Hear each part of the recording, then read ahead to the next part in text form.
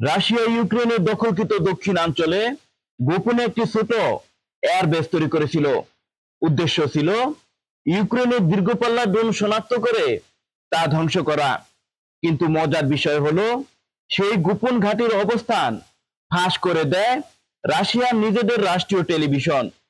আর location প্রকাশের মাত্র কয়েকদিনের মধ্যেই সেখানে হামলা চালায় ইউক্রেনীয় বাহিনী।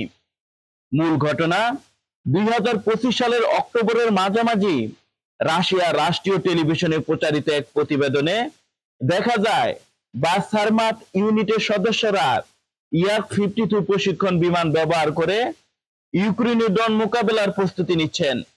ভিডিওতে বিমানের লেজ নম্বর সহ এয়ারফিল্ডের বিভিন্ন স্থাপনা বেশ স্পষ্টভাবে দেখা যায়। ইউক্রেনীয় ওপেন সোর্স বিশ্লেষকরা এসব দৃশ্য স্যাটেলাইট ছবির সঙ্গে মিলিয়ে মাত্র 48 ঘন্টার মধ্যে ঘাঁটির অবস্থান শনাক্ত করেন। ঘাঁটিটি ছিল কোরসাক এয়ারফিল্ডে, মেলিটোপোলের প্রায় 20 কিলোমিটার দক্ষিণ পূর্বে এবং ফ্রন্টলাইন থেকে আনুমানিক 80 কিলোমিটার দূরে।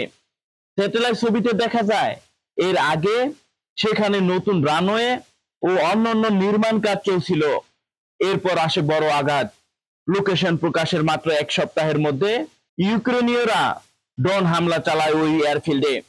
প্রতিবেদনে বলা হয় অন্তত 2টি বিমান ধ্বংস হয়। এর মধ্যে একটি বিমান রাশিয়ার টেলিভিশনে দেখানো ইয়ার-52 সঙ্গে মিলে যায় বলে বিশ্লেষকরা দাবি করেন।